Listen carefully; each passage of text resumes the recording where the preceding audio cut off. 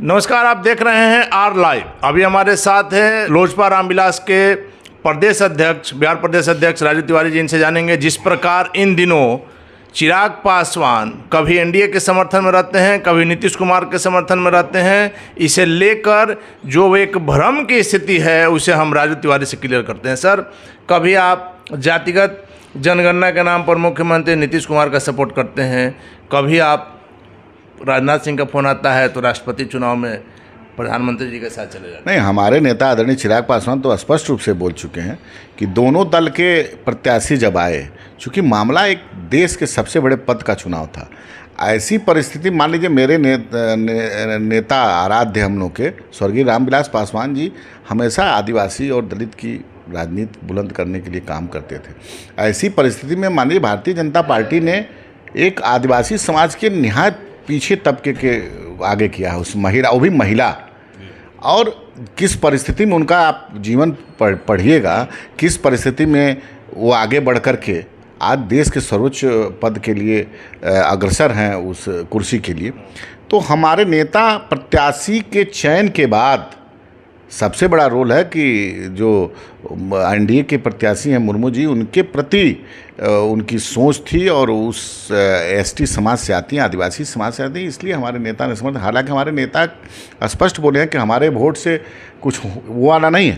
Rajnath ji phone किए, प्रधानमंत्री का उन्होंने मैसेज भी दिया, संदेश दिया, ठीक है, लेकिन अभी हम लोग अपना काम कर रहे हैं संगठन पे, और ऐसी परिस्थिति में पार्टी में सर्वसम्मत से लिया गया कि नहीं, आदिवासी समाज की महिला हैं, इसलिए हम लोग उनको समर्थन करेंगे और हमारी पार्टी उनको समर्थन करेगी और हमारे नेता उनके पक्ष में मतदान करेंगे। लेकिन सर, आप कहते हैं कि आप लोग अभी अकेला चल रहे हैं, बीजेपी कहती है कि आप इंडिया में बने हुए हैं, आखिर ये कन्फ्यूजन क्या है? देखिए, देश में परिपाटी रही है कि राष्ट्रपति वगैरह के पद का होता है सर्वसम्मत से होना चाहिए। सारे दल को लोगों को दुर्भाग्य है कि सर्वसम्मत से नहीं हुआ। एक परिपाटी थी, आपने देखा होगा पहले, चूँकि राष्ट्रपति का पद होता है, किसी पॉलिटिकल नहीं होता है, और महत्वपूर्ण देश के जो भी नीति है उसमें बड़ा रोल होता है। और दूसरी बात, महिला और वो ट्राइबल एरिया से आने वाली महिला हैं, तो बड़ा खुशी है। हम धन्यवाद देते हैं नरेंद्र भाई मोदी जी को कि उन्होंने एक नीचे से उठा करके और आदिवासी समाज की एक महिला को राष्ट्रपति के लिए, तो हमारी पार्टी। आप सर एनडीए में हैं या नहीं? नहीं, ये दूसरा विषय। एनडीए में अभी हम कहाँ हैं सर, कहाँ हम एनडीए में हैं?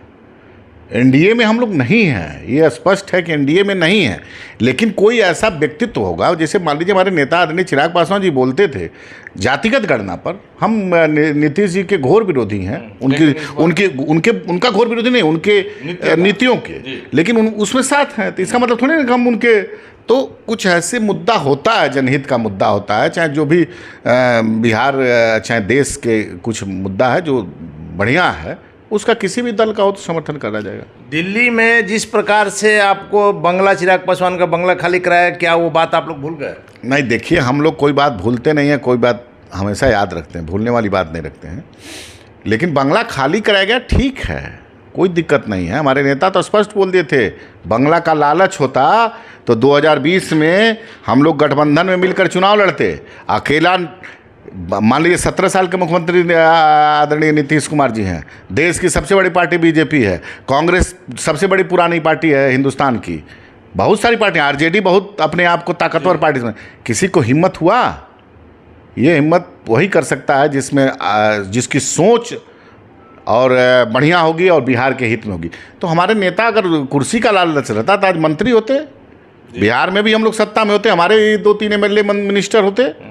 तो ऐसी परिस्थितियों में क्या है, चिराग पासवान जी को ये बात नहीं ज्ञान था क्या कि हम जाएंगे अकेले चुनाव लड़ने तो हमारा बंगला, हाँ ठीक है, बंगला खाली करना ही था, लेकिन बंगला खाली कराने की जो वो हुआ, परिणति हुई जो जिस समय जल्दी में, उससे थोड़ा हम लोग को है, बंगला हम लोग मान के चल रहे थे कि हमारा बंगला ढंग से नहीं खाली करा, ढंग पे ऐतराज था, ऐतराज है और ऐतराज रहेगा। सर, अग्निपथ वाले जो प्रकरण है उसमें चिराग पासवान फिर से बिहार में कम से कम विपक्ष की भूमिका में आ गए। यहाँ और भी पार्टियां हैं जो सबसे बड़ी विपक्ष की पार्टियां, लेकिन सब साइलेंट रही। और हम शुरू से कह रहे हैं कि चिराग पासवान इस बार भी बाजी मार गए। नहीं, बाजी मारने के बाद देखिए ये मैं आपको शुरू से बता रहा हूँ कि जो मूलभूत सुविधाएं हैं युवाओं की, 2-2 साल से तैयारी किए थे, किसी का मेडिकल हो गया, किसी का कुछ हो गया। ऐसी परिस्थिति में आप अचानक निर्णय ले लीजिएगा कि 4 साल के लिए आपको हम नौकरी दे रहे हैं, जिसका मेडिकल हो गया है, जो दौड़ कंप्लीट कर लिया। अब 3-3 साल 4-4 साल बच्चे रोड पर, आप सुबह घूमिए तो देखिए ना कितना तैयारी करते हैं। हम गांव में देखते हैं, गांव में से लेके शहर में। गांव की तो मान लीजिए किसान जो देश का रीढ़ है, किसान के बेटा ही आप सर्वे करिएगा तो 90% 80% किसान ही के बेटा हैं जो देश सरहद की भी रक्षा करते हैं। तो ये तैयारी करते हैं, तो उस प्रणाली पे अचानक उस पर विरोध है मेरा। हम लोग एनडीए में एनडीए का ये वो है, हम लोग तो विरोध किए हैं और ये विरोध है और इसको और भी आगे हम लोग ले जाएंगे। हाँ, ये हुआ कि विरोध शांतिपूर्वक होना चाहिए। अगर जिस प्रकार से हिंसक हुआ इसका आप विरोध, हिंसा का विरोध करते हैं। हिंसा देखिए, आज हिंसा ही हो गई कि आज ये आंदोलन कहीं न कहीं इधर उधर है, लेकिन आंदोलन अंदर अंदर धधक रहा है। हिंसात्मक आंदोलन के चलते ही आज कुछ हमारे नौजवान बैकफुट पे चले गए हैं। कुछ जरूर उसमें हिंसक लोग घुस करके आंदोलन को बदनाम करने का कोशिश पार्टी के लोग इसमें नहीं, हम किसी नहीं, कुछ लोग घुस करके बदनाम करने की कोशिश किए। लेकिन युवा एक बहुत बड़ा आज संघर्ष के है, जिसकी शुरू से पढ़कर लिख करके सेना में जाने की तमन्ना होती थी, उसका आज उसके सोच पर तो ताला लगा ही दिया है ना सरकार ने। सर, आपने देखा पूरे देश में 1000 करोड़ की संपत्ति, करीब बिहार में ही 250 से 300 करोड़ की रेलवे की संपत्ति नष्ट हुई है। वैसे में क्या कहेंगे सर? नहीं, देखिए, संपत्ति नष्ट करना तो गलत है। ये हम ही लोगों का आपका संपत्ति है, ये तो समझना चाहिए। युवा हो चाहे कोई हो, विरोध करो, लेकिन एक विरोध करिए। अरे जन सैलाब लाइए ना, गांधी मैदान फुल करिए, लेकिन शांतिपूर्वक तरीके से। मैं आंदोलन, कोई भी आंदोलन लंबा अगर चलाना है, अगर उस पर विजय प्राप्त करना है, आप देखिए किसान आंदोलन किस तरह से चला करके और आखिरी में प्रधानमंत्री को वापस लेना पड़ा। उस तरह से मैं युवाओं से अपील करूंगा कि हिंसा कोई रिजल्ट नहीं देता है।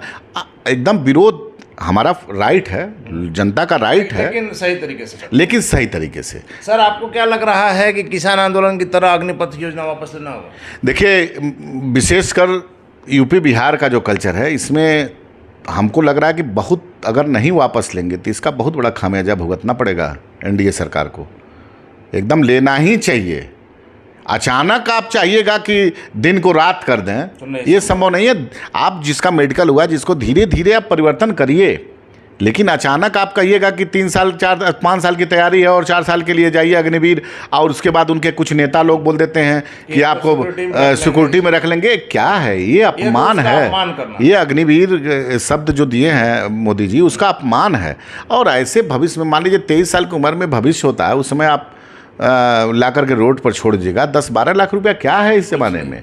इस महंगाई जिस हिसाब से निरंतर बढ़ रही है, कुछ नहीं है। तो क्या होगा? देखिए, इसका अगर प्रधानमंत्री नहीं सोचेंगे तो ट्रेंड होंगे। 4 साल नौकरी करके आएंगे, फिजिकली और सबसे ट्रेंड होंगे, अपराध बढ़ेगा। 75% आप छांटेंगे तो क्या वहाँ विरोध नहीं करेंगे वो लोग? ये बहुत बड़ा नासूर होगा। मैं फिर आग्रह करूँगा केंद्र सरकार से कि इस पर विचार करें। इसके भविष्य दूरगामी परिणाम जो आएगा उसको, इसी पर सर एक बात कर रहे हैं कि जब ये लड़के ट्रेंड होकर रोड पर आ जाएंगे, उस समय किसी का संभाले नहीं संभलेंगे। एकदम नहीं संभलेंगे। उसका कोई भी युवा का भविष्य अगर नहीं रहेगा तो क्या करेगा? गलत रास्ते पे जाएगा। आप रोजगार दीजिए। हमको लग रहा है अपराध बढ़ने का ये भी कारण है बेरोजगारी। आप सब युवाओं को रोजगार मिलेगा तो क्यों अपराध करेगा, क्यों कहीं जाएगा? तो रोजगार की बात करनी चाहिए और उसका भविष्य। ये भारतीय, चाहे किसी भी नौजवान का जो भी बड़ा होता है तो सोचता है कि मैं ये करके अपने परिवार को, अपने देश के प्रति समर्पण करूंगा, अपने परिवार को अच्छे से शिक्षा दे। तो यही सोच रहती है ना। अगर ऐसे होगा, 4 साल के बाद आप उसको बाहर कर दीजिएगा और फिर वो ट्रेंड होकर के आएगा। कल वो गलत अगर रास्ते पे चला गया तो उसको बिहार पुलिस रोक पाएगी? कोई नहीं रोक पाएगा। ट्रेंड लोगों को रोक पाएगी। तो इसमें समझने की बात है और सुधार करना अच्छी बात है। सेना को जवान बनाइए, लेकिन अचानक कब कहिएगा कि नहीं ये पूरब को हम पश्चिम बना देंगे, ये संभव नहीं है। सर आखिरी सवाल है कि आप लोग तो बराबर कहते आए हैं कि बिहार में मध्यावधि चुनाव होगा। अभी की जो स्थिति है बिहार में, खास करके जदयू की आंतरिक स्थिति, अंदरूनी स्थिति क्या है? और एनडीए में आपने देखा होगा कि एक दूसरे के विरुद्ध ऊपरी स्तर के नेता, जदयू के चाहे राष्ट्रीय अध्यक्ष हो, बिहार प्रदेश के बीजेपी के जो प्रदेश अध्यक्ष हैं, इन लोगों का एक दूसरे के प्रति जो बयान आ रहा है, क्या लग रहा है सर सरकार पर कोई संकट है? देखिए, चुनाव 2020 में हुआ, अब 5 साल का चुनाव होता है भारत में, तो 5 साल जनमानस की समस्याओं को दूर करने के लिए सरकार ये लोग अगर बनाए, भाजपा और जदयू के लोग, तो इन लोगों को जनता जनार्दन और बिहार की मूलभूत सुविधाओं से कोई मतलब नहीं है। आज के डेट में एक आरोप और प्रत्यारोप की इन लोगों का काम बन गया है, ये कहीं से ठीक नहीं है। नीतीश कुमार जी को तो बिहार की जनता ने रिजेक्ट कर दिया है, लेकिन अगर भारतीय जनता पार्टी ज़बरदस्ती उनको बना रही है तो कम से कम ये भी ध्यान देना चाहिए, सहयोगी का भी उतना ही बड़ा रोल होता है कि जनमानस की जो मूलभूत सुविधा है उसको दुरुस्त करिए, शिक्षा की व्यवस्था दुरुस्त करिए, स्वास्थ्य की व्यवस्था दूर करिए, बेरोजगारों का एक बहुत बड़ी फौज है उसका रोजगार का साधन खोजिए, भ्रष्टाचार चरम पे है उसको दूर करिए। तो ये सब पे ध्यान देना चाहिए सरकार को, न कि अपने कुर्सी के लिए और अपने स्वार्थ के लिए आरोप और प्रत्यारोप आपस में करें। मध्यावधि चुनाव की बात पर आप अटक है सर? एकदम अटक है। हमारे नेता एक बार बोल दिए तो रोज रोज एक चीज़ को बोलना अच्छा नहीं लगता है। एक दिन बोल दिए हमारे नेता, वो कटु सत्य है कि मध्यावधि चुनाव होगा और सरकार में सब कुछ ठीक नहीं है। चलिए, धन्यवाद सर। तो ये थे हमारे साथ लोक जनशक्ति पार्टी रामविलास के बिहार प्रदेश अध्यक्ष राजू तिवारी जी, जिनका साफ तौर पर का नाम है कि अग्निदूत वाले प्रकरण में सरकार को पीछे हटना होगा। साथ ही साथ बिहार मध्यावधि चुनाव की ओर बढ़ रहा है और इनके नेता जो बोले हैं वो निश्चित होकर रहेगा। आगे क्या होगा देखना काफ़ी दिलचस्प होगा। फिलहाल आप बने रहें आर लाइव के साथ।